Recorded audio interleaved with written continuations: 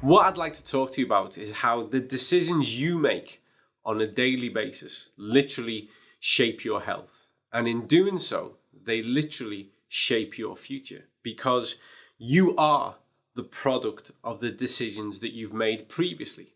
And what we need to do as we move forward is we need to consider how we want to be next month, next year, in 10 years' time. Because when we align better our health span to our lifespan, when we focus more on our health and the kind of condition that we intend to be and want to be in as we move forward, we literally empower ourselves to have greater physical independence as we age. And this really matters because as we age, the quality of our life is directly correlated to the level of our physical independence.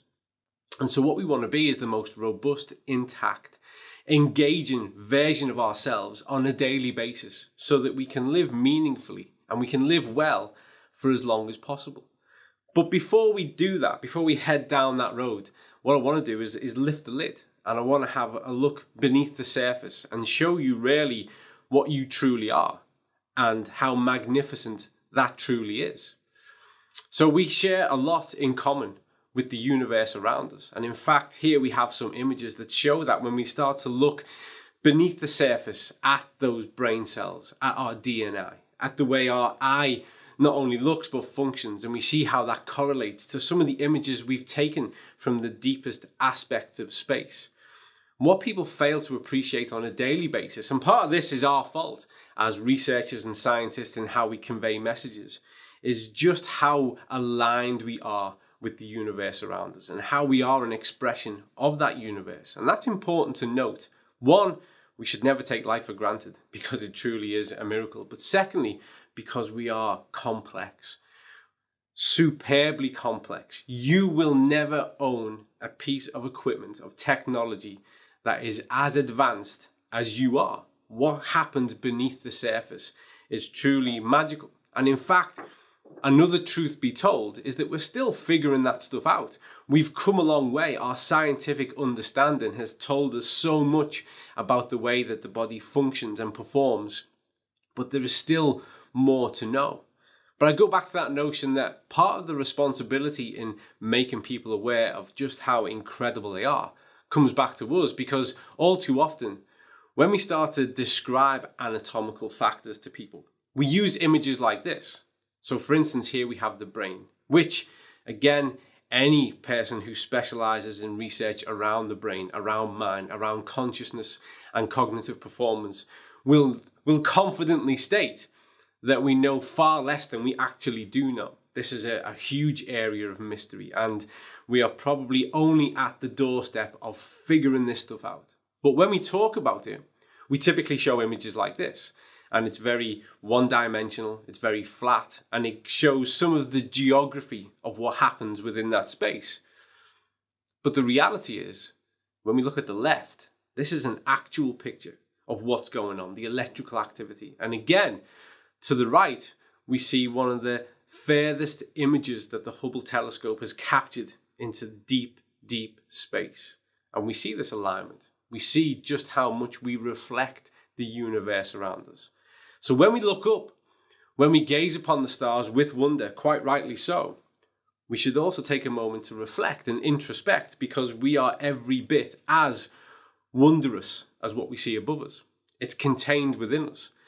That's really important to note, because all too often we take an approach about the things that we do and the decisions we make, particularly when it comes to our nutrition and then again our activity and our exercise behavior, that kind of takes these broad steps across and looks at things far too simply. There is so much going on. There's a lot that we need to address and get right. And because there is a lot that we need to get right, it's really easy, even with the best of intentions, to fall short, or even, in the worst instance, to get things wrong. So we have to consider this when we consider some of the language that we use, when we look at our consideration of cellular balance, of ratios. And again, we talk a lot about cells. and how to create the healthy cell. We talk about cell membrane permeability. We talk about the integrity of the cell. We talk a lot about that 6:3 omega ratio. And often we use pictures like this when we're doing so. And on the right, we've got something that again is flat and shows something of the process that is taking place within that cell. But the reality is far more involved and far more complex. And when we understand that, I think that's the moment that we realize we really do have a duty of care to consider what it is that we're influencing when we make these decisions. Here's a better image. This is now starting to show you really the reality of what a cell looks like. And if we consider this for a moment, it looks far more like a cross-section of a planet. When we see those outer crusts and those layers, and we see all that activity that's going on within there and all these key component parts, it's not flat. It's not something that we can just take a surface glance at. There's so much happening beneath the surface. In fact, so when we look at this, and this is a detailed illustration of the cell, and this was gathered from multiple layers of complex information derived from NMR, when we're looking at things like MRI scanning technology that really zones us in to a much closer level. And what we can see here is a landscape of activity. And this landscape of activity is what we're actually trying to influence. It's what we're actually trying to sustain and support when we engage with our nutritional practices. This image has far more in common with this, which is a bird's eye view of New York City. It is an advanced infrastructure that relies wholly on effective communication, diversity, and balance. It requires everything to be in its place. It requires that continued interaction. If a piece is missing, then something goes wrong. That's just simple fact. If consistently there isn't enough of what we need in place, and if we consider New York City for a moment, if there weren't enough taxis to take all those people to all those places they need to be, then the system would work less effectively. The system would start to break down. And that's what we need to consider, because this is very similar to what is happening inside of us. We have this really advanced ecosystem that relies on the exact same components as the ecosystems we've invented, that we rely on in our day-to-day lives. And if there are parts missing, or if there is an insufficient amount of certain parts, then the system starts to come under strain. The system starts to break down. This is a flat representation, I guess, of some of how that system works. And this is in a viral condition. This is an insight to our immune response when there is a virus present. And we don't need to dwell on that. What we need to focus on are the component parts of this, where we can see those vitamins and the key role they play within that communication, within that ecosystem. If there are insufficient amounts available, then the system won't work well. If we are deficient, if they are not there at all, then the system is compromised from the start. When we look at our dietary choices, and we should look at our dietary choices, we should be looking and working towards making better dietary choices. It's still difficult to ensure that we have sufficient amounts on a daily basis. That's just a fact in the modern world. It simply is. There are multiple things that influence that outcome. One, food availability. Secondly, the integrity of the food. We know that there is such disparity amongst even fresh foods with regards to what nutrients they contain, that it's more of a challenge. That doesn't mean that we shouldn't consume food that way. We 100% should, but we should also be looking at what strategies we can implement to make sure that this really sophisticated and advanced communication network is dealt with and satisfied and served on a daily basis. Because this is a simplified version of all that goes on within every second of every single day.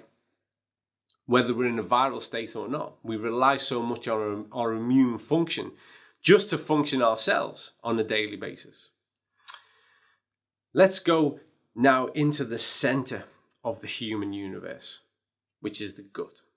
This really is where it all begins for us. And again, on the left there, we have a typical graphical illustration of the kind of processes that take place. But on the right, we've got a real actual photograph of that ecosystem. It's diverse. It is equivalent to a tropical rainforest. It is well balanced. It is carefully balanced. And that area, that ecosystem, needs to be fed. It needs to be nurtured on a daily basis. Anything that engages with that system has an impact and effect. Nothing is passive. So when we put good stuff into the system, and when we make sure we've got those dietary fibers and we feed that environment and encourage it to flourish, then it's best equipped to help us as best as it possibly can, as it was designed to do over all those years and years of evolution. When it's in that kind of condition, we can absorb nutrients from food better. And it's often said that you are what you eat, but it's more accurate to say you are what you absorb. If the center of the human universe is compromised from the start, if it's not sufficiently served with regards to the nutrients it requires, then it can't function effectively in order to get us to those cellular aspects. It simply can't. We need to address this, because the fact is that approximately 70% of our immunity is contained within the intestines. So it really is the center of our universe. We need to care for it. We need to nurture it. And the truth be told, there's a lot of what we do across the globe that has the opposite effect. I would never want to invoke any type of food fear, but there is a truth to say that if we are not engaging and we're not bringing something into that system that's positive, then we're going to be having a negative effect. And over time, that takes its toll. Over time, that has a prolonged impact on our capacity to absorb nutrients. And it's this slow road towards a compromised ecosystem that starts to lead us towards health compromises and problems. So it is important that we eat right and we eat well, but it's still difficult to serve this with regards to modern food availability and ensure that we have sufficient amount of what we need in there doing its job so that its job can be done as best as possible. I often say when people consider their food choices is choose your environment. Where's the place that you like to be? Where do you go in your downtime, on your vacation? Do you choose to go into the mountains? Do you choose to go to the beach, the meadows, the valleys? Where do you choose to go? Because what you need to start consider is the places you would choose to go, that you would opt to be, need to reflect the places that you would bring within you. And when we are wholly reliant on foods that have been artificially created, enhanced, flavored, all across that spectrum, we need to consider, are these the environments that I would choose to go to? Because what you need to do is let those environments be within you and start to make a more intelligent, informed choice about your food orientation, about where it's derived from, what's been the process of taking it from where it was into what appears on your plate. We do need to be more conscious about this. We need to be more actively conscious and proactive about those choices, because over time, we reflect what we do. We are the outcome of all those decisions we make. And we know that food is powerful. Our choice of diet influences psychologically as well as physically. It literally shapes how we think. And when we start to mold our thoughts based on the foods that we consume, then it doesn't take too long until we're in a position, then actually we have to consider what's informing my food choices. Because taste buds are so malleable. They can be educated, but, which is worth noticing, they can be re-educated, which is even more powerful, I guess. But we start to become influenced not only on a physiological level and a pathophysiological level, but we start to be really influenced on a psychological level. And then we end up in this spiral of thoughts that affect behavior and behavior that affect thoughts. And we know that there is published data that paints a far grimmer picture than this. We know now, and this is a publication from The Lancet, we know now that the quality of food that we eat, the types of food orientation that we have, literally impact upon not only our life expectancy, but also all-cause mortality. So it's powerful. The choices we make, from spoon to mouth, from fork to mouth, from each slice of the food that we eat, should be informed. Of course, there is room for those kind of treat behaviors, but we need to strike a better balance. Because right now, the real global food pyramid looks like this, whereas 60% of all foods we consume come from ultra-processed sources. And actually, we can add on top of that an average of another 15 to 20% from other types of processing food. And what makes up the smallest amount, less than 20% more often, are those better choices. And we need to flip that. We need to get that back so that 80% of what we do, what we consume, is the really good stuff that is working with us and for us and enhancing those complex systems and not working against us. And then we can, without any guilt, without any remorse, and without any concern, enjoy that 20% of treat, because life is a wonder and it's an incredible ride, and we should enjoy the journey. And food is a joy, but we just need to strike a better balance. We need to fall back in love with better foods, because we need to fix this, because we know the impact that the processed foods and the ultra-processed foods has upon the system. They have everything in an abundance that we need to have less of. They're high in sugar, packed with those omega-6s, high in salt. We see a range of things that in reality, most of our messages are about how can we reduce these things down. It's very rare that I would talk as a nutritionist about eliminating anything from your diet. It's about having things on healthy terms so that you're in control and you're in command. And that's all about making informed food choices on a daily basis. And you should be working towards advancing your health status, not just on a daily basis, but with every meal and snack that you take on board. Consider, how much is this working for me?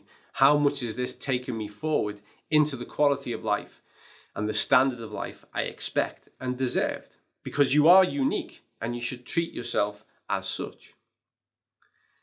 Often, at this kind of interchange, the debate over exercise, athleticism will come into play with regards to, well, if I eat well and I'm doing my physical activity and I'm doing my exercise, surely I'm doing all these things right, then actually the notion of needing further support or impact on my diet means less because I'm doing all of these things.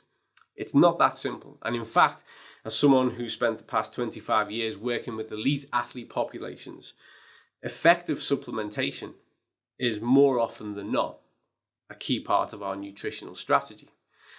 Where it can be problematic when we start to consider exercise and elite performance is we can fall into these kind of three categories. One, energy becomes a major focus.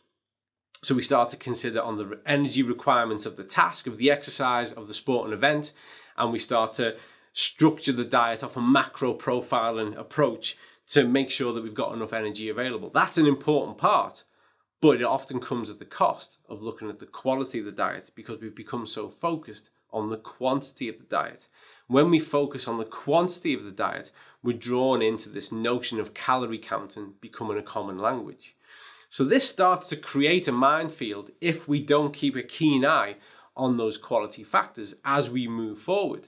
And also adding to that is a simple fact that as we increase the intensity, the duration, the demands of exercise, well, we see actually further compromise and stress added to the immune system. So the immune system and immune function has to work harder to maintain homeostasis, the dynamic art of equilibrium. So for us to be biologically, physiologically intact and robust, we need to counter the fact that the benefits of this exercise, of this training, comes at a cost. And we need to reflect that in our diet. Because if you remember, that glimpse we had of that complex ecosystem, that's how it works. That's what it's functioning through and as each and every day. When we increase the demand, we put more stress on that system, then we need to add more of the components that keep that system intact. So it's simply not enough for us, and it's certainly not the intelligent approach, is to consider, well, my diet is pretty good and I do my physical activity and exercise, because we know from those fields that that's great, but we still need to do more, and we can do better because we have the means to do so. Food technology has come a long way, and we should embrace that. We can do things better, so we should. We should eat well to be well. That's a key fact. It is directly correlated with all-cause mortality. We've already looked at that slide and considered that evidence.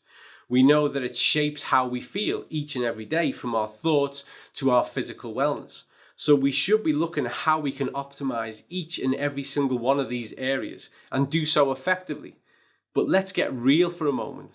We have to do it in a way that lends itself to human behavior, because we have societies now that are based on convenience. And in fact, more often than not, it's convenience that has taken advantage of people's health. Because we can do things quick, we talk about things in fast terms, fast food. We want something immediately. We live busy lives. So convenience calls to us and makes us realize that we can do something with greater simplicity. And that's what we need to embrace, rather than trying to invoke this whole stock change in human behavior, rewinding a clock perhaps 100 years. What we need to do is get sensible about whole food choices. We need to make them the priority. We also need to get real and proactive about how much we move. And we need to embrace that and do it at the right level so that it enhances our well-being and doesn't put further stress and strain needlessly on that vital immune system. And in order to do so, we need to invoke 21st century solutions. We have within our reach, in our hands, intelligent products that shape effective strategies, that are ethically derived, which is ever more important as we move forward. We consider in every kind of possible context the impact that we have on the planet and how we can do things better and we can get more from less. And we need to look at sustainable behaviors. We need to make choices based around our diet and our activity that we can start today and we can continue forever. It's not about dietary interventions. They typically fail. When we work towards a set outcome, maybe it's the beach body, and you give yourself 3 months to achieve it. Great. What happens after the 3 months? Well, all the statistics tell us that people put the weight back on. And in fact, more often than not, put more weight back on. Intervention-led dietary changes don't work. We need sustainable behaviors. We need simple, effective, intelligent products that create a solution that we can embed every single day. We need to consider balance of the ecosystem of ourselves at a cellular level. We need to look to restore on a daily basis the center of the human universe. And we need to protect ourselves from who knows what and whatever comes next, from what we know and from the things that we're yet to discover. Our immune system is the vital component that keeps us intact, that keeps us well, and it allows us to move forward, and is a fundamental aspect of aligning our health span to our lifespan. And remember, you are unique. This life is yours. You are a reflection of the universe. You should not accept anything less than the best for yourself and your loved ones as you move forward. Because for whatever else there is above and beyond this, we have this right now, and it's incredible. And the more we engage, the more we explore, the better we feel, the more we do, the more fulfilled, the more satisfied we are. Life is a miracle. Life is rare. Despite all these images from deep space, we can't see it anywhere else. So we should embrace it. We should set our personal standards high, and our dietary choices and our choices of supplementation and how we advance our health on a daily basis should reflect the value we put on ourselves and those around us.